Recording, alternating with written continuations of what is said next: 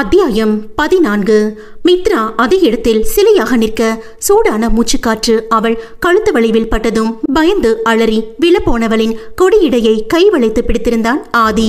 பயத்தில் இறுகி கண்களை மூடி மேல் மூச்சு கீழ் மூச்சு வாங்க அவனின் சட்டையை இறுக பற்றி கொண்டாள். மித்து பேபி, என்னடி இப்படி பயந்து போயிருக்க? என்னாச்சு? நல்லா தானே இருந்த? அவன் நெற்றி சுருக்கி யோசனையாக கேள்வி கேட்க அவள் மெதுவாக கண்களை திறந்து சுற்றி முற்றி பார்த்து, இல்லைங்க, நான் நல்லதான் இருக்கேன், ஒன்றும் இல்லை. அவள் வார்த்தையை கோர்த்து கோர்த்து பதட்டமாக பேசவும் ஆதிக்கு இன்னும் சந்தேகம் அதிகமானது. ஏன் இவ இப்படி திடீர்னு பயந்து போயிருக்கா? இவ சரியில்லையே. என்ன நினைத்து? மித்து பேபி, என்கிட்ட இருந்து எதையாவது மறைக்கிறியாடி?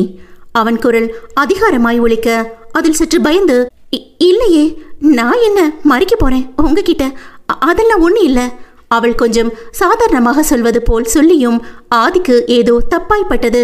மித்து பேபி, மறுபடியும் கேட்குறேன், என்கிட்ட ஏதாவது மறைக்கிறியாடி? மீண்டும் பொறுமையாக கேட்க அவன் கோபத்தை பற்றி நன்கு அறிந்தவள் தன்னிடம் கௌதம் இப்படி அவதூறாக நடந்து கொண்டது தெரிந்தால் என்ன செய்வானோ என நினைத்தவள் அதை மறைத்து, ஏங்க, அண்ணா எப்படி இருக்கான்னு தெரியல, அவனை பார்க்கணும் போல இருக்குங்க, அதான். அவள் இழுக்க, ஏதோ சரியில்லைன்னு மட்டும் நல்லா தெரியுது. அந்த ஆளுக்கிட்ட பேசினதுக்கு பின்னாடி தான் இவ இந்த மாதிரி இருக்கா. கண்டுபிடிக்கிறேன். மனதில் நினைத்தவன், என்னடி திடீர்னு அவனை பார்க்கணும்னு சொல்ற? என்னை விட்டு போக பார்க்குறியா நீ? எனக்கு மட்டும்தான் உன் மேலே முழு உரிமையும் இருக்கு. உன் மேலே யாரும் உரிமை எடுத்துக்க கூடாது. மீறி எடுத்தா கொள்ளவும் தயங்க மாட்டேன். அப்புறம் கண்டவனை பற்றி நினைக்கிறத விட்டுட்டு என்னை பற்றி மட்டும் நினைக்கணும். புரிஞ்சதா? அவள் கண்ணம் அழுந்த பற்றி அடிக்குரலில் சீர அவனை இயலாமையுடன் பார்த்தவள் அவனிடம் எதுவும் பேசாமல் தலையை மட்டும் ஆட்டிவிட்டு இரவு உணவை சமைக்க சென்றாள். ஆதி திரும்பவும் சோஃபாவில் அமர்ந்தவன் டிவியை ஓடவிட அதில் கவனமில்லை. அவன் எதுவும் பேசாமல் மௌனமாக சென்றது அவனை வாட்ட எழுந்து கிச்சன் சென்று அவளை பின்னோடு அணைத்து கொண்டான். அழுது கொண்டே வேலை செய்தவள் கண்ணை துடைத்து கொண்டு அவனை கண்டு கொள்ளாது வேலையை தொடர, அலறியாடி? அவன் கேட்க பதில் சொல்லாது அவள் பாட்டுக்கு இருக்க அவனுக்கு கோபம்தான் வந்தது. தன்னை அவள் அவளின் குடும்பத்திற்காக நிராகரிப்பது அவனுள் வெறியேற இன்னும் இடையை அழுத்தி பிடிக்க அவனின் காலுக்கடியில் சூடாக ஏதோ பரவவும் அவளை சட்டென தள்ளி நிறுத்தி தரையை பார்க்க இரத்தமாக இருந்தது. பயந்து போய் அவளை பார்க்க அவளின் கால்களிடை உதிரம் வந்தது. ஏற்கனவே கௌதம் அவளிடம் நடந்து கொண்டது பயத்தை உண்டு பண்ணியிருக்க ஆதி பேசியது மனவேதனையை ஏற்படுத்திட இப்போது மாதவிடாய் வேறு வந்துவிட்டது அவளுக்கு. கணவனாக இருந்தாலும் ஒரு ஆண்மகன் முன் இப்படி ஆகிவிட்டது என அவமானத்தில் முகத்தை மூடிக்கொண்டு அழுது கொண்டிருந்தாள். அவனுக்கு தான் ஒரு மாதிரி ஆகிவிட்டது. மித்ரா அவன் முன் நிற்க பிடிக்காமல் அறைக்கு செல்ல எத்தனிக்க, மித்து பேபி என்றவனை பொருட்படுத்தாது அறைக்குள் ஓடப்போனவள் அவன் கைப்பற்றியும் உதறிவிட்டு அறைக்குள் சென்று விட்டாள். பின்னோடு வந்தவனை கையெடுத்து கும்பிட்டு, தயவு செஞ்சு வெளியே போங்க, இது ஒண்ணுக்காவது நான் சொல்றத கேளுங்க ப்ளீஸ் என்று கண்ணீரோடு அவள் கெஞ்ச அவன் எதுவும் சொல்லாமல் வெளியே சென்று அவளுக்கு தேவையானதெல்லாம் எடுத்து கொடுத்துவிட்டு அவளுக்காக காத்திருந்தான். உடனே சமையலறையில் அவளின் உதிரம் இருந்தது ஞாபகம் வரவே வேகமாக அங்கே சென்றவன் அதை முகம் கோணாமல் சுத்தம் செய்து விறுவிறுவென மேலே வந்து அவளுக்காக காத்திருந்தான். அவள் வெளியே வந்ததும், மித்து பேபி, நான் வேணும்னு பண்ணலடி, உன்கிட்ட சாரி கூட கேட்டுக்கிறேன்டி. என்கிட்ட பேசாம மட்டும் இருக்காத ப்ளீஸ், என்னால் கொஞ்சமும் தாங்க முடியாது. அவன் கிஞ்சியும் அவள் அப்படியே இருக்க ஒரு பெருமூச்சை எடுத்து விட்டவன், சரிடி, இப்போ என்ன உனக்கு? உங்கள் நொண்ணனை பார்க்கணும், அதை வீணா போனவனை பார்க்கணும், அவ்வளோதானே? சரி, கூட்டிகிட்டு போகிறேன். ஆனால் நான் உன் கூட தான் இருப்பேன். ஒன்று அங்கே யாராவது தப்பாக பேசினா நான் சுட்டு தள்ளிடுவேன், சரியா? அவன் கேட்க அவனை திரும்பி பார்த்து முறைத்தவள், நீங்க என்ன அங்க கூட்டிட்டே போக வேண்டாம் சாமி, ஆளை விடுங்க, நான் இப்படியே இருந்துக்கிறேன். ப்ளீஸ் என்னை விட்டுட்டு போயிடுங்க. உங்களுக்கு என்ன, என்கிட்ட யாரும் பேசக்கூடாது, நானும் யாருக்கிட்டையும் பேசக்கூடாது, அவ்வளோதானே? ஆனா ஒன்று மட்டும் புரிஞ்சுக்கோங்க, அவங்க இல்லாம நான் இல்லை. உங்களுக்கு எப்படி சொந்த பந்தங்களோட அருமை தெரியும்? நீங்க தனியா வளர்ந்தவர் தானே. உங்ககிட்ட போய் என் குடும்பத்தை பத்தி பேசினது தப்புதான், இனிமே பேச மாட்டேன். அவளுக்கு இருந்த வழியில் என்ன பேசுகிறோம் என மறந்து கோபமாக பேசிவிட ஆதிதான் உணர்ச்சியற்று நின்று கொண்டிருந்தான். அவனுக்கு ஏதோ தனக்கு சொந்தமான ஒன்று தன் கையை விட்டு எங்கோ போனது போல் உணர்ந்தவன் அவளின் முதுகை வெறித்தவாறு படுத்திருந்தான். இரவெல்லாம் தூங்கா இரவாகி போனது அவனுக்கு. விடியல் இருவருக்கும் என்னென்ன செய்ய காத்திருக்கிறதோ. காலை 6 மணியளவில் கண் விழித்தவள் ஆதியை தேட அவள் அருகில் இல்லையே. சரி, முதல்ல குளித்து வரலாம் என்று நினைத்தவள் அவள் குளித்து முடித்து ரெடியாகியும் அவன் இன்னும் காணவில்லையே என நினைத்தவளுக்கு நேற்று இரவு அவள் பேசியதெல்லாம் நினைவு வர தன்னையே நொந்து கொண்டாள். 1000 தான் அவர்கிட்ட முரட்டு குணம் இருந்தாலும் நான் அப்படி பேசியிருக்க கூடாது. பாவம், அவர் என் மேல உள்ள அளவுக்கு அதிகமான பாசத்தால தானே அப்படி நடந்துக்கிட்டாரு. என்கிட்ட தானே அவரு அப்படியெல்லாம் நடந்துக்க முடியும். நான் தானே அவருக்கு எல்லாம். அப்படி இருக்கும்போது நானே அவரை கஷ்டப்படுத்திட்டேனே என வேதனைப்பட்டவள் இரவு உண்ணாது படுத்திருந்தது வேறு. இப்பொழுது ஞாபகம் வந்தது. அவனுக்கு சமைப்பதற்காக மித்ரா வேகமாக படியில் இருந்து கீழிறங்கி வர ஆதியும் வெளியிலிருந்து வீட்டிற்குள் வேகமாக வந்தவளை பார்த்தவள், "இங்க காலையிலேயே வெளியே எங்க போயிட்டு வரீங்க?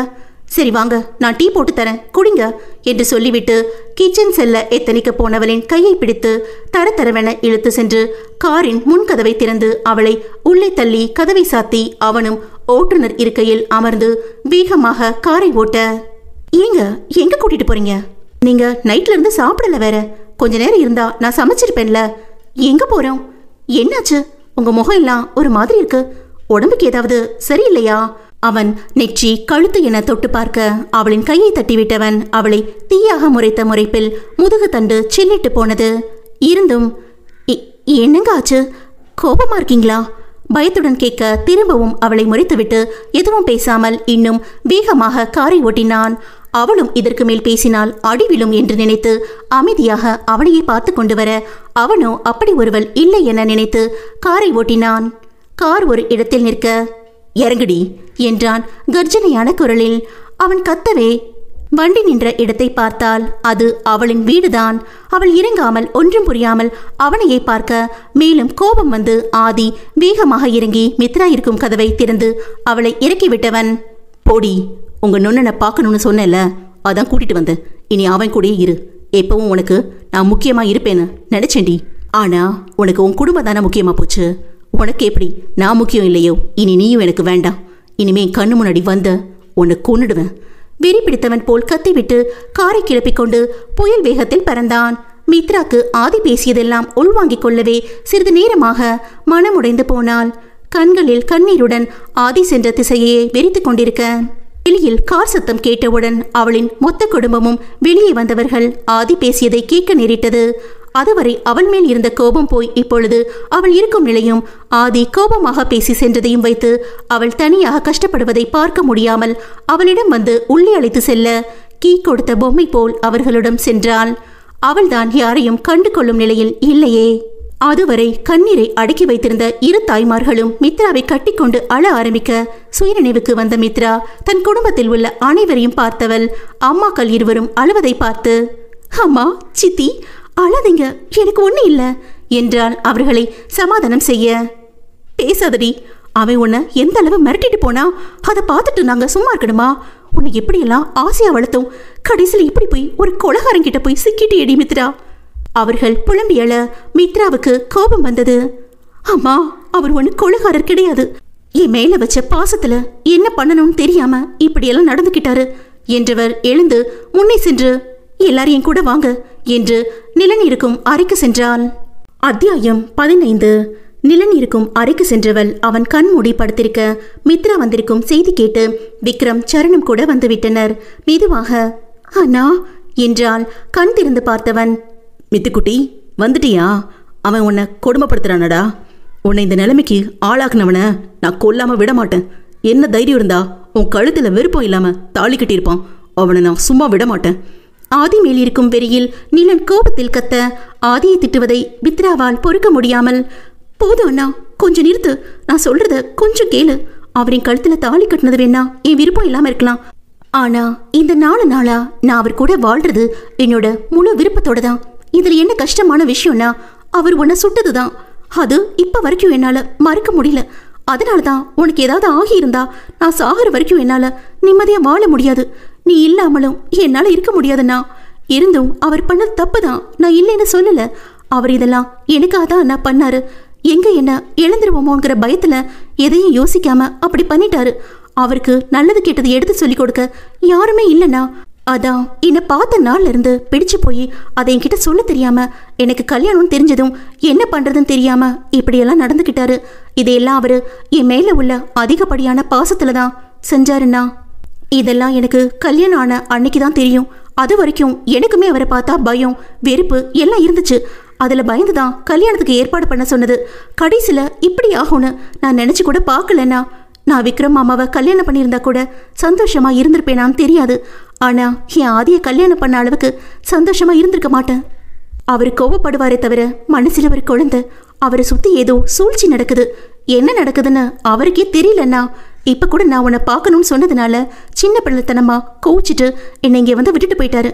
நான் அவருக்கு மட்டும்தான் என்னோட அன்போ பாசமோ அக்கறையோ கோபம் எல்லாம் முதல்ல கொடுக்கணும்னு நினைக்கிறாரு. நான் அன்பு காட்டுறது என் சொந்த குடும்பமா இருந்தாலும் அவரால் தாங்கிக்க முடியல. அதான் ஓவர் பொசசிவால இவ்வளோ கோபம் வருது. இந்த 4 நாளா என்னை எப்படி தாங்கினாரு தெரியுமா? இப்ப சொல்லுங்க, அவரை விட என்னை இவ்வளோ நல்லா பார்த்துக்க முடியுமா என்றதும் மித்ராவின் குடும்பத்தினர் அனைவரும் அவள் பேசுவதையே ஆவின வாயை பிளந்து கொண்டு பார்த்தனர். மித்ராவின் அப்பா அவளின் தலையை பரிவாக தடவி கொடுத்து, மித்ரா கண்ணு, உனக்கு இந்த அளவுக்கு பேச தெரியுமாடா? நீ ஏற்கனவே பக்குவமான பொண்ணுதான். இப்போ ரொம்ப பெருமையா இருக்குடா உன்னை நினைச்சு அவர் சொல்ல, அவளின் சித்தப்பா, கண்ணு நீ எதை நினைச்சும் கவலைப்படாத, நாங்க எல்லாரும் உனக்காக எப்ப இருப்போம் என்றார். மித்ரா நேராக விக்ரமிடம் சென்று கையெடுத்து கும்பிட்டு, மாமா, இங்க இருக்கிற எல்லாருக்கும் எவ்வளவு பெரிய இழப்புன்னு தெரியல. ஆனா உனக்கு மனமேடை வரைக்கும் வந்து தாலி கட்டுற நேரத்துல கல்யாணம் நின்று போச்சுன்னா பொண்ணுங்களுக்கு மட்டும் இல்ல ஆம்பளைங்களுக்கும் அது கெட்ட பேர் தான். அந்த வகையில பார்த்தா உன்னை நான் அசிங்கப்படுத்திட்டேன் மாமா, என்னை மன்னிச்சிடு என்றாள். இறைஞ்சும்படியாக அவள் கையை பிடித்து தடுத்தவன், என்ன மித்து மன்னிப்பெல்லாம் கேட்குற? அந்த வகையில பார்த்தா நானும் உன்கிட்ட மன்னிப்பு கேட்கணும் மித்து. நம்ம கல்யாணம் பண்ணியிருந்தா நீ சொல்ற அதையே தான் நானும் சொல்லியிருப்பேன் என்று நிறுத்தி, எல்லாரும் முதல்ல என்னை மன்னிச்சிருங்க. நான் இப்படி சொல்றேன்னு உங்களுக்கு எல்லாம் என் மேல கோபம் கூட வரலாம்.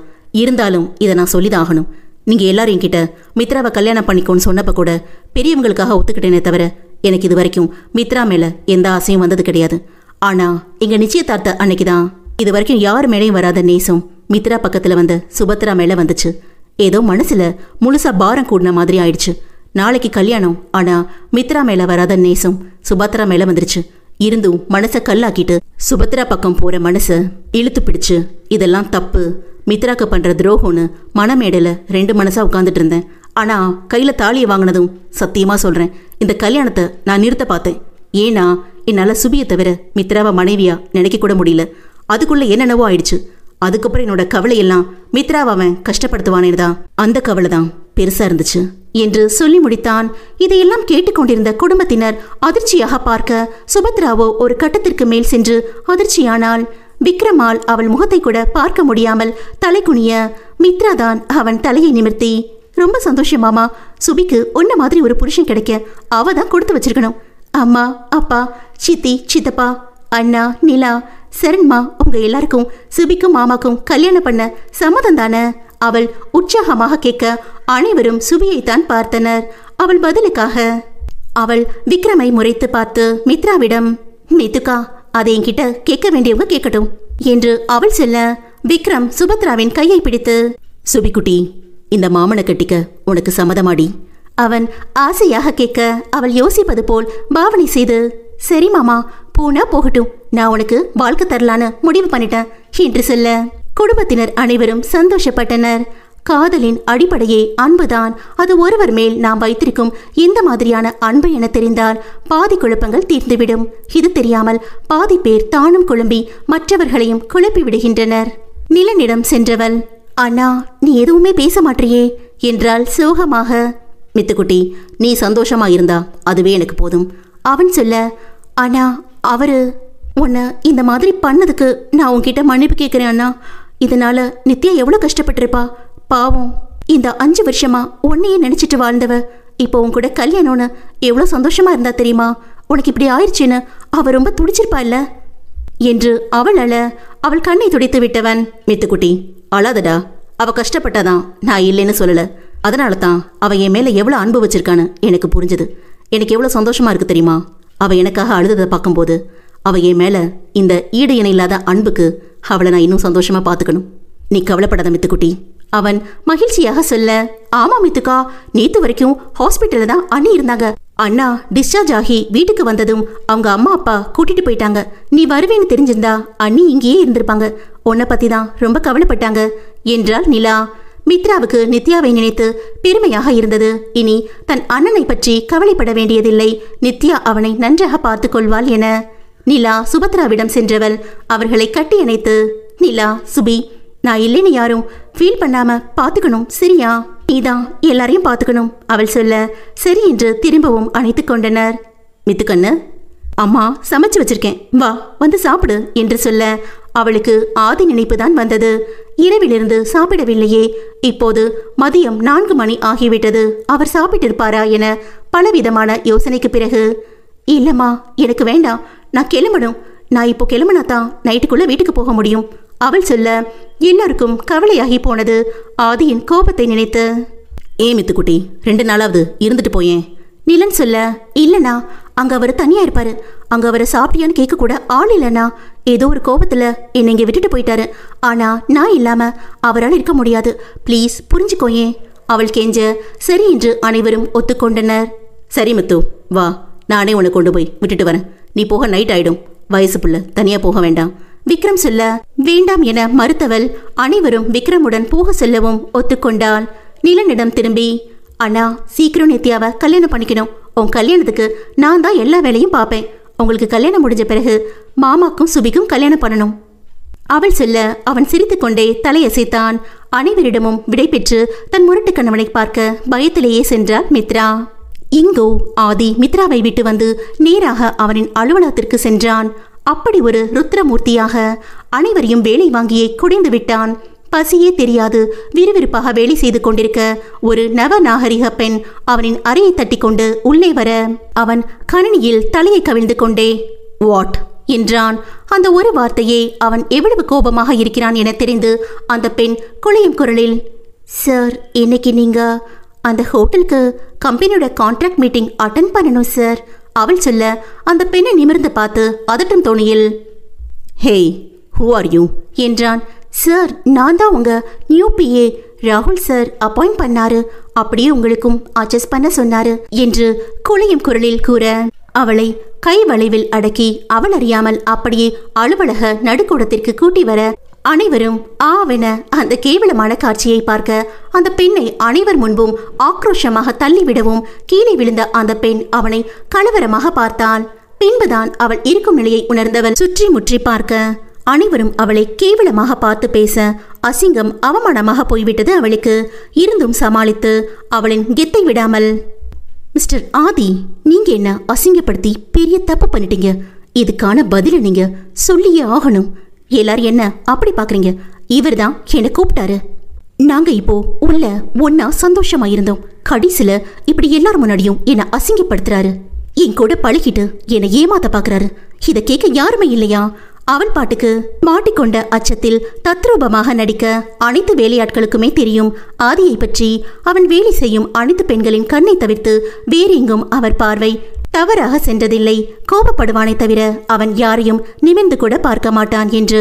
பிறகு ஏன் இந்த பெண் இந்த கோலத்தில் கத்திக் கொண்டிருக்கிறாள் என்று அனைவரும் கிசுகிசுக்க அவளின் நடிப்பை அமைதியாக பார்த்து கொண்டிருந்தவன், வெல், நான் உன்னை ஏமாத்திட்டேன் அப்படித்தானே?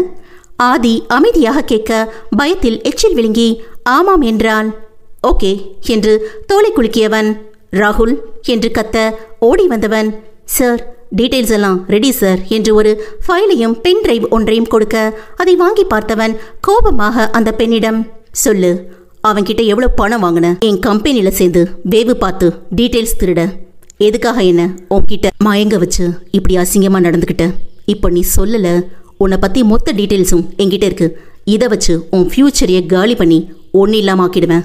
அவன் கர்ஜனையாக கேட்க, சார் என் பேர் லிசா, நான் ஏஎஸ் பில்டர் கம்பெனியோட ப்ராஜெக்ட் மேனேஜராக ஒர்க் பண்ணுறேன். AS builder MD Rohit sir தான் உங்கள் கான்ட்ராக்ட் பற்றிய விவரம் எல்லாம் சேகரித்து கொடுக்க சொன்னார். ஆனால் உங்ககிட்ட அப்படி நடந்துக்கிட்டது உங்களை எனக்கு பிடிச்சிருந்தது, அதான் அப்படி நடந்துக்கிட்டேன் சார். இதுக்கும் ரோஹித் சாருக்கும் எந்த சம்மந்தமும் இல்லை. அவள் சொல்லி முடிக்க அவள் கன்னத்தில் 2 அறை விட்டு அவளை ஏளனமாக பார்த்து, என்னை பார்த்தா எப்படி தெரியுது என்றவன். Okay, all of you listen guys. இனிமே இந்த கம்பெனிக்குள்ள நரி வேலை பார்க்க யார் வந்தாலும் இந்த ஆதி இருந்த இடம் தெரியாம அழிச்சிருவான். என்றவன் ராகுல் என்று கத்த, சார், அந்த ரோஹித் கிட்ட இவளை இப்படியே கொண்டு போய் அவன் முன்னாடி நிறுத்தி பொம்பளையை வச்சு இந்த ஆதிகிருஷ்ணனை என்னைக்குமே தோக்கடிக்க முடியாதுன்னு சொல்லிடு. ஆம்பளையா இருந்தா நேருக்கு நேரா மோத சொல்லிட்டு வா என கர்ஜித்து விட்டு வீட்டிற்கு சென்றான். அத்தியாயம் 16. இரவு 10 மணி அளவில் ஆதி கோபமே உருவென வீட்டினுள் வர கௌதம் ஹாலில் சோஃபாவில் அமர்ந்திருந்தவர் ஆதியை பார்த்ததும், ஆதி நில்லு என்றார். ஆதியும் இருந்த கடுப்பை அடக்கி அவரை முறைத்தவாறு நின்றான். என்ன ஆதி, அந்த பொண்ணை அவங்க வீட்டில் போய் விட்டுட்டு வந்துட்டியாமே? நான் தான் அப்பவே சொன்னேன்னு, அந்த பொண்ணெல்லாம் நம்ம குடும்பத்துக்கு சரிப்பட்டு வரமாட்டான்னு. அவளை இப்பவே தலை மூழ்கிட்டு நான் சொல்கிற பொண்ணை கல்யாணம் பண்ணிக்க. நான் சொன்ன பொண்ணு உன்னை திருப்தியாக வச்சுக்குவா. பத்தாததுக்கு நல்ல வசதியான பொண்ணு கூட, ரொம்ப அழகும் கூட. அப்போ தான் உன் லைஃப் நல்லா இருக்கும். ஏதோ இந்த மாதிரி லோ கிளாஸு அழகாக இருக்கிற பொண்ணெல்லாம் கூட்டு வந்தம்மா, சந்தோஷமா அவ கூட இருந்தம்மா, பணத்தை கொடுத்து துரத்தி விட்டுருணும். அதை விட்டுட்டு பொண்டாட்டின்னு உரிமை கொடுத்து தாழ மேல வச்சு ஆடக்கூடாது. அவர்களின் சண்டையை ஒட்டு கேட்டு மீராவை ஆதி கோபமாக இழுத்து கொண்டு போவதை பார்த்தவர் இப்போது ஆதி மனசை மாற்ற இப்படி கேவலமாக பேச ஆதிக்கு ஏற்கனவே ரோஹித் மேல் இருந்த கோபத்தை விட இப்போது மித்ராவை பற்றி தப்பாக கௌதம் பேச மிருகமாக மாறியவன் ஓங்கி ஒரு அறை விட்டான், முழு பலமும் திரட்டி. இதை எதிர்பார்க்காத கௌதம் ஸ்வைங் ஸ்வைங் என்று சுத்தி ஆதியின் காலில் விழ திரும்பவும் கௌதமின் சட்டையை பிடித்து தூக்கி நிறுத்தி, நீ எல்லாம் எனக்கு அப்பா தானான்னு எனக்கு சந்தேகமா இருக்கு. என் மித்து பேபியை பத்தி இன்னும் ஒரு வார்த்தை பேசுன நீ செத்துடுவ என்றவன் மீண்டும் ஒரு அறை விட்டு, நான் அவ்வளோ தூரம் சொல்லியும் என் பொண்டாட்டியை பத்தி தப்பு தப்பா பேசினிய, அதுக்கு நீ மறக்க முடியாத தண்டனை உனக்கு கொடுக்க வேண்டாம். ஆதி இடுப்பில் இருந்த துப்பாக்கியை எடுத்து கௌதமின் கால் நோக்கி சுடும் சமயம் கண்ணில் மரண பீதியில் ஆதியை கௌதம் பார்த்து கொண்டிருக்க அறையில் அவனுக்காக காத்திருந்த மித்ரா ஆதியை காணாமல் தேடிக்கொண்டு வெளியே வந்தவள் ஆதி கோபமாக துப்பாக்கியை எடுத்து கௌதமை சுடப்போக இதை பார்த்தவள் நெஞ்சம் ஒரு நிமிடம் நின்று துடிக்க பின் சுதாரித்தவள் ஆதியிடம் ஓடி சென்று அவனை கட்டிப்பிடித்து, என்னங்க, என்ன பண்ண போறீங்க? வேண்டாங்க, விட்டுருங்க, இதெல்லாம் தப்பு, என் கூட வாங்க என்று துப்பாக்கியை பிடுங்கிக் கொண்டு அவனை பிடித்து இழுக்க, ஏய் விடுடி, இவனெல்லாம் கொல்லாம விட்டதே பெரிய தப்பு, நீ வேற போடி அங்கிட்டு என அவளை தள்ளிவிட்டு கௌதம் மேல் மிருகம் போல் பாய்ந்து மூக்கு, கன்னம், வாய், காது என எல்லா இடத்திலும் குத்துவிட்டவன் கடைசியாக ஒரு காலை உடைத்து விட்டான். பாவம், வயதான காலத்தில் வாயை வைத்துக்கொண்டு சும்மா இல்லாமல் இதெல்லாம் இவருக்கு தேவையா? வழி தாங்காமல் துடித்து போனார். வேலையாட்கள் அனைவரும் இதையெல்லாம் கை கால் வெடவெடுக்க பார்த்து கொண்டிருந்தனர். ஆதி மிருகம் போல் அடிப்பதை பார்த்தவள் ஆதியின் இந்த முகம் அவளுக்கு புதிது இருந்தும் அவனிடம் சென்று அவன் கையை பிடித்து, ஏங்க போதும் விட்டுருங்க, வயசானவரு, ஏதாவது ஆயிட போது அந்த பாவம் நம்மளதான் வந்து சேரும். அதான் இவ்வளவு அடிச்சிட்டீங்களே, விட்டுடுங்க, நான் சொல்றது கேளுங்க அவள் கெஞ்ச அவள் கையை தட்டி விட்டு, ச்சே போடி, உன்னையெல்லாம் திருத்தவே முடியாது. இந்த ஆளுக்கு போய் பாவம் பார்க்குற பாத்தியா? உன்னை என்னடி பண்றது? தப்பு பண்றடி நீ என்றவன் அறைக்கு கோபமாக சென்றுவிட மித்ரா அங்கிருக்கும் வேலை செய்பவரிடம் மருத்துவரை வரவைத்து கௌதமை பார்த்து கொள்ளும்படி கூறிவிட்டு ஆதிக்கு உணவு எடுத்துக்கொண்டு அறைக்கு சென்றாள். அறைக்கு வந்தவள் உணவை ஓரமாக வைத்துவிட்டு படுக்கையில் சென்று சோகமாக அமர்ந்து விட்டாள். ஆதிதான் இன்னும் கோபம் குறையாமல் இங்கும் அங்கும் வேகமாக நடந்து கொண்டு இருக்கிறானே, அவனை போய் சுரண்டினால் இவனுக்கும் அல்லவா சப்பென்று 2 அறை விழும். அதான் அவனை பார்த்து கொண்டே அமர்ந்து விட்டாள். சிறிது நேரம் கழித்து ஏதோ ஞாபகம் வந்தது போல் அவளை பார்த்தவன், ஏய் என்று உரும உடல் தூக்கி வாரி போட்டு எழுந்து நின்று விட்டாள். நீ எதுக்குடி இங்கே வந்த? அதான் குடும்பம் தான் முக்கியம்னு சொன்னியே, அப்புறம் இங்கே எதுக்கு வந்த? நான் தான் உன்னை என் கண்ணு முன்னாடி வரக்கூடாதுன்னு, உனக்கு எனக்கு எந்த உறவும் இல்லைன்னு சொல்லியும் எதுக்குடி வந்த? என் கூட 4 நாளா படுத்ததுக்கு பணம் வேணுமா? கோபத்தில் வார்த்தை விட்டு கபோர்டை திறந்து சில பணக்கட்டுகளை எடுத்து அவன் முகத்தில் தூக்கி எறிய மித்ரா அவன் பேசியதிலேயே துடித்து போனவள் இப்போது பணத்தை விட்டு எறிய உயிரை போய்விடும் அளவு துடித்து போனாள். அவள் கண்ணிலிருந்து ஒரு சொட்டு கண்ணீர் கூட வரவில்லை. இத்தனை நாள் அடித்திருக்கிறான், வார்த்தையால் கூட காயப்படுத்தி உள்ளான். ஆனால் இன்றோ அவன் அவளுக்கு சுமத்தின பட்டம் விபச்சாரி. இதை அவளால் தாங்கிக் கொள்ளவே முடியவில்லை. மனமெல்லாம் மறுத்து போய் அவனை ஒரு பார்வை பார்த்து அந்த பணக்கட்டுகளை எல்லாம் எடுத்து படுக்கை மேல் வைத்தவள் அவனை பார்த்து உதடு துடிக்க, இதுவரைக்கும் நீங்க என்கிட்ட நடந்ததுக்கெல்லாம் உங்க இயலாமதான் காரணம்னு நினைச்சேன். இப்பதான் புரியுது நீங்க என்னை நம்ப வச்சு ஏமாத்திருக்கீங்க. நீங்க ஆரம்பத்துல இருந்து என்னை பழி வாங்கணும், அழ வைக்கணும்னு உண்மையை தான் சொல்லியிருக்கீங்க. அதை நிறைவேற்றியும் காட்டிட்டீங்க. நான் தான் லூசு மாதிரி உங்களை நம்பி ஏமாந்தது மட்டும் இல்லாம என்னையும் எழுந்துட்டு இப்படி நிற்கதியா நிக்கிறேன். இது எல்லாத்தையும் விட இப்போ நீங்க எனக்கு கொடுத்திருக்கிற பேரு ரொம்ப ரொம்ப சந்தோஷம். என்னையும் மறந்து உங்க கையில உருகி இருந்தேன் பாத்தீங்களா? எனக்கு இந்த பேர் தேவைதான். இந்த பணத்தை நான் எடுத்துக்கிறேன். நீங்க கொடுத்த இந்த அருமையான விலை மாதுங்கிற பேருக்கு நீங்க கொடுத்த பரிசா எடுத்துட்டு போறேன். நானே சொல்றேன், இனி உங்களுக்கும் எனக்கும் எந்த ஒரு உறவும் இல்லை. மனைவியா அவங்க கூட இருந்த 4 நாளா உங்களுக்கு சந்தோஷத்தை கொடுத்தேன்னு நினைச்சுக்கிறேன். ஆனா இப்போதான் தெரியுது எந்த பேர்ல உங்க கூட படுத்திருக்கேன்னு என்று விரக்தியாக சொன்னவள் அந்த பணத்தை எடுத்துக்கொண்டு வீட்டை விட்டு வெளியேறினாள். ஆதிதான் திக்பிரமை பிடித்தது போல் அப்படியே நின்றிருந்தான்.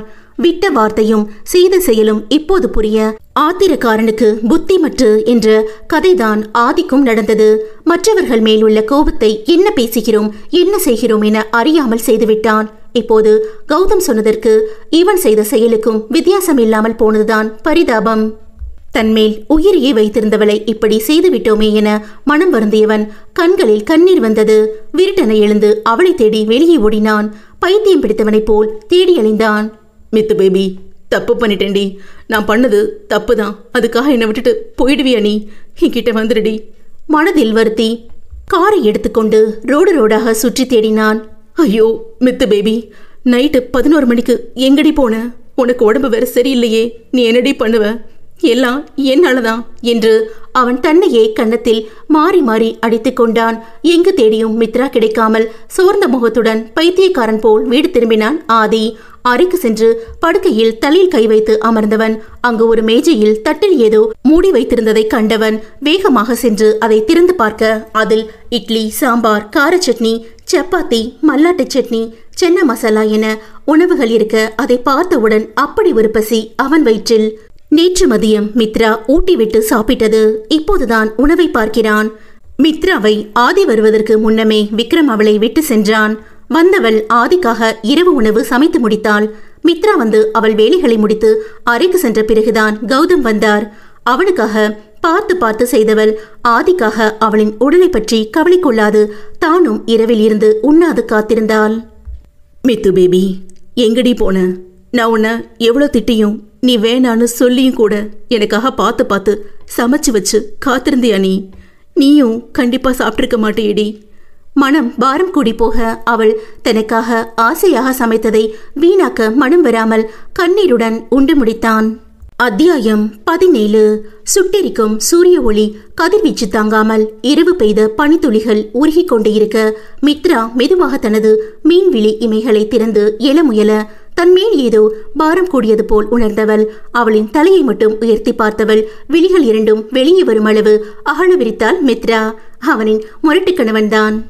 அவள் மீது தலை வைத்து அழகாய் துயில் கொண்டிருந்தான். நேற்று இரவு ஆதி பேசியதெல்லாம் ஞாபகம் வர மித்ராவுக்கு தான் தலையை சுற்றி கொண்டு வந்தது. ச்ச, நேற்று நைட்டு கொஞ்சம் கூட மனசாட்சி இல்லாம பேசிட்டு எப்படி வர இங்கே வந்திருப்பாரு என யோசிக்க, ஏய் மித்து பேபி, என்னடி யோசிச்சுட்டு இருக்க? அவளின் நெத்தியில் முத்தம் வைத்து ஆதி கேட்க, கண்கள் மூடி முழங்கியவள் தன் வலுக்கொண்டு அவனை தள்ளிவிட்டு, எதுக்கு இங்க வந்தீங்க? அதான் உங்க கூட படுத்ததுக்கு நேத்து எல்லா பணத்தையும் செட்டில் பண்ணிட்டீங்களே, அப்புறம் என்ன? அதான் என் மேல உள்ள கேவலமான ஆசையெல்லாம் நிறைவேற்றிட்டீங்களே, இன்னும் ஏதாவது மிச்சம் மீதி இருக்கா? அப்படி இருந்தா அதை பத்தி நினைச்சு கூட பார்க்காதீங்க. உங்க ஆசைக்கு வேற மாதிரி இடம் எல்லாம் இருக்கு. அங்க போய் சந்தோஷமா இருந்துட்டு உங்க பணத்தை விட்டு எறிஞ்சிட்டு வாங்க. தயவு செஞ்சு என்னை விட்டுருங்க. முதல்ல இங்கிருந்து கிளம்புங்க. இனி என் முகத்துல முழிக்காதீங்க. உங்களை பார்க்கவே எனக்கு அருவருப்பா இருக்கு என்று வெறுப்பாக சொல்லி முகத்தை திருப்பிக் கொண்டாள். மித்ரா இவ்வளவு நேரம் பேசியதெல்லாம் கூட ஆதிக்கு கோபம் வந்தாலும் தன்மேல் தவறு உள்ளதென எண்ணி பொறுமை என்றால் என்ன என்று அறியாதவன் அமைதியாக இருக்க கடைசியில் மித்ரா வெறுப்பாக முகத்தை திருப்பியதை அவனால் தாங்கிக் கொள்ள முடியாமல் அவளின் முகவாயை பற்றி, ஏய் என்னடி, ஏதோ வேண்டாதவனை பார்க்குற மாதிரி அப்படி முகத்தை வெறுப்பா திருப்பிக்கிற? நான் பேசினது மன்னிக்க முடியாத தப்பு தான். அதை விட பணத்தை தூக்கி போட்டது அதை விட பெரிய தப்பு தான். நான் இல்லைங்கள, நான் ஏன் அப்படி உன்கிட்ட நடந்துக்கிட்டேன்னு கொஞ்சமாச்சும் நினச்சி பார்த்தியாடி? என்ன எந்த சூழ்நிலையிலையும் வெறுத்துறாதடின்னு சொல்லும் போதெல்லாம் என்ன சொல்லுவ? என்னை விட்டு ஒன்னாலையும் இருக்க முடியாதுன்னு சொன்னேல்ல, பெரிய இவளாட்டும் இப்போ எப்படிடி? எனக்கு நீ யார் இல்லைன்னு தெரிஞ்சும் என்னை தனியாக விட்டுட்டு நீ பாட்டுக்கு வந்துட்ட. நேற்று கூட உன்னை உன் வீட்டில் விட்டுட்டு போனேனே, எதுக்கு நினச்ச? நீ உன் வீட்டில் உள்ளவங்களை பார்த்து நமக்குள்ளே நடந்த எல்லா உண்மையும் சொல்லிட்டு கொஞ்ச நேரம் எல்லார்கிட்டையும் சந்தோஷமாக பேசிட்டு வந்தா ஓ மனசும் ஃப்ரீயாக இருக்கும். பத்தாததுக்கு அதான் உன் அண்ணன் அவனை வேற சுட்டதுக்கு நீ ஒவ்வொரு நாளும் அவனை நினச்சி கஷ்டப்படாத நேரமே இல்லைன்னு எனக்கு தெரியும். அதான் உன்னை இங்கே விட்டுட்டு வந்தேன். உண்மையை சொல்லணும்னா உன்னை யாருக்கும் விட்டு கொடுக்க என்னால் முடியலடி. அதான் நீ உன் குடும்பத்தை பார்க்கணும்னு சொன்னதும் எங்கே நீ என்னை விட்டுட்டு உன் குடும்பம் தான் முக்கியம்னு சொல்லிடுவியோன்னு பயம் வந்துருச்சு. ஆனால் நான் எப்படி உன்னை விட்டுட்டு இருப்பேன்? நீயே வரலைனாலும் நானே வந்து உன்னை தூக்கிட்டு போயிருப்பேன்டி. ஏன்னா உன்னை விட்டு ஒரு நாள் இல்லை, 1 மணி நேரம் கூட இருக்க முடியல.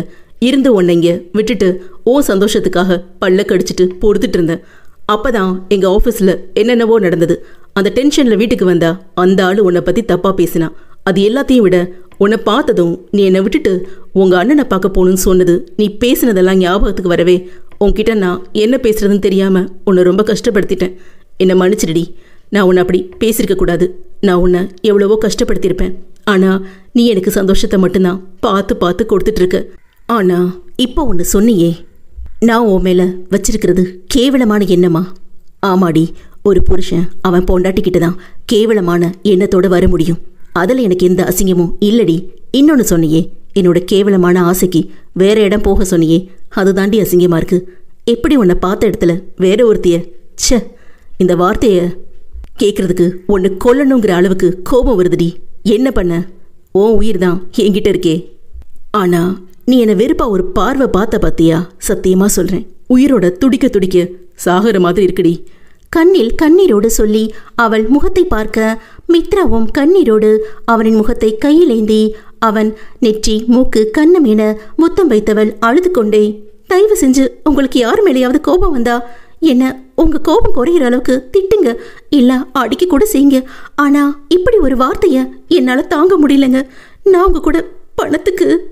அதற்கு மேல் கூற முடியாமல் முகத்தை மூடி கதறியல அவள் அழுவது அவனால் பொறுக்க முடியாமல், மித்து பேபி அவன் அழைக்க அவன் முகத்தை பார்க்காமல் இன்னும் கதறி அழுதாள். அவள் அழுவது அவனுக்கு கோபம் வர அவளின் முகத்தை மூடியிருந்த கைகளை வேகமாக எடுத்து அவளின் கன்னத்தில் ஓங்கி ஒரு அறை விட அவன் அடித்த வேகத்தில் கண்ணில் பூச்சி பறக்க எதிரி இருக்கும் அவன் உருவமே 2 தெரிய மிரட்சியுடன் அவனை ஏறிட்டு பார்த்தாள். ஏய், இன்னொரு தடவை உன் கண்ணில் இருந்து ஒரு சொட்டு தண்ணி வந்துச்சு, நான் சும்மா இருக்க மாட்டேன். என்னடி ஆனா உனா உன் கண்ணில் இருந்து வாட்டர் ஃபால்ஸை திறந்து விடுற? அவள் இடைவளைத்து அவள் இதழை சிறை செய்திருந்தான். அதில் துவண்டு போக நேற்றிலிருந்து சாப்பிடாது இருப்பது வேறு அவளுக்கு தலை சுற்றி கண் மூடியபடி மயங்கிவிட்டாள். அவளிடம் அசைவு இல்லாது போகவே மித்ராவை பார்த்தவன் அவளை கையில் ஏந்தி கொண்டு அறையை விட்டு வெளியே வர மித்ராவின் மொத்த குடும்பமும் ஹாலில் இருக்க அவளை இந்த நிலையில் பார்த்தவர்கள் துடித்து போய் அவளிடம் வர ஆதி அவர்களை கோப விழிகளால் பார்க்க அவனை கண்டு கொள்ளாது விக்ரம் முதலில் ஓடி வந்து, மித்துக்குட்டி எந்திரிடா, என்னடா ஆச்சு உனக்கு என பதட்டமாக அவளின் கன்னத்தை தட்ட வர, டேய், மித்து பேபி மேல உன் நிழல் பட்டா கூட நீ உயிரோட இருக்க மாட்ட. அவன் உருமவும் விக்ரமுக்கு ஆதி மேல் கொலைக்காண்டாக மித்ரா ஆதி மேல் உயிரையே வைத்திருப்பதை நினைத்த விக்ரம் மித்ராவுக்காக அமைதியாக நகர்ந்து விட்டான். மித்ராவின் அம்மாவும் சித்தியும் பதறி, மித்ரா என்னமாச்சு உனக்கு? என் தங்கமே கண்ணு திறந்து அம்மாவை பாருடி என்று அழுது கொண்டே அவளை உழுக்க, அக்கா என சுபியும் நிலாவும் ஓடி வர, மித்ரா கண்ணு என்று அவளின் அப்பாக்கள் ஒரு பக்கம் வந்தனர். ஆதிக்குதான் கட்டுக்கடங்கா கோபம் தலைக்கேறியது. கர்ஜனையான குரலில், could you please stop your stupid drama? She is my wife. I can take care. உங்க எல்லாருக்கும் புரியும் நினைக்கிறேன். என் பொறுமைக்கும் ஒரு எல்லை இருக்கு. அதுவும் என் மித்து பேபிக்காக மட்டும்தான். இனிமே என் மித்து பேபி கிட்ட நெருங்கக்கூடாது. இவை எனக்கு மட்டும்தான் சொந்தம் என்றவன் யாரையும் மதிக்காது அவளை காரின் பின்னிருக்கையில் படுக்க வைத்துவிட்டு ஆதி டிரைவர் சீட்டில் அமர்ந்து காரை கிளப்பியிருந்தான். புயல் வேகத்தில் அவனின் வீடு நோக்கி. மித்ராவின் வீட்டார் அனைவரும் ஆதி பேசியதெல்லாம் கேட்டவர்கள் சற்று கவலையாகத்தான் இருந்தது.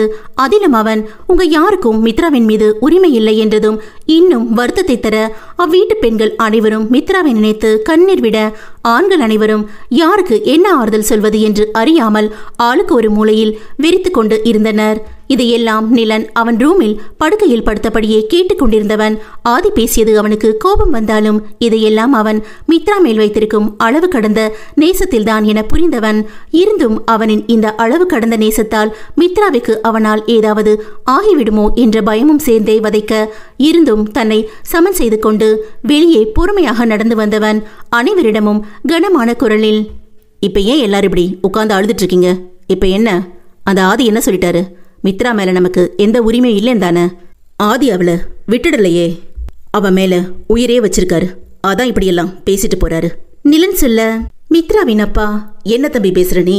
மித்ரா மேல பாசம் வைக்கிறது தப்பு இல்ல. அதுக்காக இப்படி பெத்தவங்களையும் கூட பிறந்தவங்களையும் சொந்தங்களையும் அவ மேல உரிமை கொண்டாடக்கூடாது, பாசம் வைக்க கூடாதுன்னா என்ன அர்த்தம்ப்பா? நம்ம எல்லாரும் இல்லாம அவனுக்கு என் பொண்ணு கிடைச்சிட்டாலாமா? அவர் ஆதங்கமாக கேட்க மித்ராவின் அம்மாவும், ஆமாங்க, எனக்கு ரொம்ப பயமா இருக்கு. என் பிள்ளை மயக்கம் போட்டு விழுற அளவுக்கு அந்த சண்டால என் குழந்தை ஏதோ பண்ணிட்டாங்க. இதுல வேற ஏதோ தசு புசுன்னு இங்கிலீஷ்ல ஏதோ சொல்லிட்டு போறான். என்ன சொன்னானுதான் புரியல. அவர் புலம்பிக் கொண்டே, அவளை இப்படி பாக்குறதுக்காகவா நான் பெத்து ஆசையா வளர்த்தேன். அவர் அழ, நிலனின் அம்மா ரோஜா, அக்கா விடுங்கக்கா, மாப்பிள்ளை என்ன அவரோட பொண்டாட்டிய பாத்துக்கிறேன் தானே சொன்னாரு. ஒரு நாள் புரிஞ்சுக்கிட்டு மாப்பிள்ளையே நம்ம மித்துக்குட்டிய கூப்பிட்டு வருவாரு, விடுங்கக்கா என ஆறுதல் சொல்ல, இல்ல ரோஜா, என்ன சமாதானம் சொன்னாலும் மனசு கேட்க மாட்டேங்குது. 1000 இருந்தாலும் பெத்த பிள்ளை மேல உரிமை எடுக்க கூடாதுன்னு அவன் எப்படி சொல்ல போச்சு என ஆதங்கப்பட, அத்தை, மித்ரா நேத்து என்ன சொன்னான்னு உங்களுக்கு ஞாபகம் இல்லையா? அவதான் தெளிவா சொன்னாலே, ஆதி மித்ரா மேல பைத்தியமா இருக்கான் அத்தை. அது அவன் தனிமையில வளர்ந்த சூழ்நிலையால இருக்கலாம். எங்க மித்ரா அவனை விட்டுட்டு போயிட போறான்னு அவனுக்குள்ள ஒரு வித பயம். அதனால தான் மித்ரா நம்ம கிட்ட எல்லாம் பேசுனா எங்க அவளை நம்ம ஆதிக்கிட்ட இருந்து அவளை பிரிச்சிருவோமோன்னு அவனே நினைச்சு பயத்தால இப்படியெல்லாம் பண்றான். இப்ப நம்ம ஆதியை ஒன்றும் பண்ண முடியாது. ஏன்னா மித்ராக்கும் ஆதியை ரொம்ப பிடிக்கும். அவளுக்காக நாம இதெல்லாம் கொஞ்ச நாள் பொறுத்துக்கிட்டு தான் ஆகணும். மித்ரா ஆதிக்கு புரிய வச்சு நம்ம கிட்ட பழைய மித்ராவா ஆதியை மாத்தி ஜோடியா சந்தோஷமா கூட்டிட்டு வருவா பாருங்க. விக்ரம் அனைவரையும் சமாதானம் செய்யும் பொருட்டு பேச அனைவரும் கொஞ்சம் சமாதானம் ஆகி சென்றுவிட அனைவரையும் சமாதானப்படுத்திய விக்ரமுக்கு கொஞ்சம் மனது பாரமாகவே இருந்தது. ஏனென்றால் நேற்று இரவு மித்ராவை கண்ட கோலம் அப்படி. ஆதியிடம் கோபித்துக் கொண்டு வீட்டை விட்டு வெளியே வந்த மித்ரா மனபாரத்துடன் சாலையில் ஒரு பூட்டியிருந்த கடைத்திண்ணையில் அமர்ந்து ஆதி தூக்கி எறிந்த பணத்தை கலங்கிய கண்களுடன் பார்த்தவள் எதையும் கவனிக்கும் நிலையில் இல்லை. மித்ராவை ஆதியின் வீட்டில் இறக்கிவிட்ட விக்ரம் அவளிடம் 100 பத்திரம் சொல்லிவிட்டு அவனுக்கு கொஞ்சம் அங்கு வேலையுள்ளதால் விக்ரம் அங்கேயே அந்த வேலையால் அழிந்து கொண்டிருந்தவன். வேலை முடிய இரவு 11 மணி ஆகிவிட்டது. மித்ராவை இறக்கிவிட்ட வீதியிலேயே காரை ஓட்டி வந்தான். அவன் மனதில் ஏதோ சரியில்லை என்று பட அவளை ஒருமுறை பார்க்க முடிந்தால் பார்த்துவிட்டு வரலாம் என்று வந்தவன் கண்ணில் பட்டால் மித்ரா. அவளை அந்த நேரத்தில் இப்படி ஒரு கோலத்தில் கையில் பணக்கட்டுகள், களைந்த தலை, களை இழந்த முகம், அழுது அழுது கண்கள் வீங்கியிருக்க, அப்படி அவளை கண்ட விக்ரமுக்கு கோபம் தலைக்கேற இறங்கி வந்தான் அவளிடம்.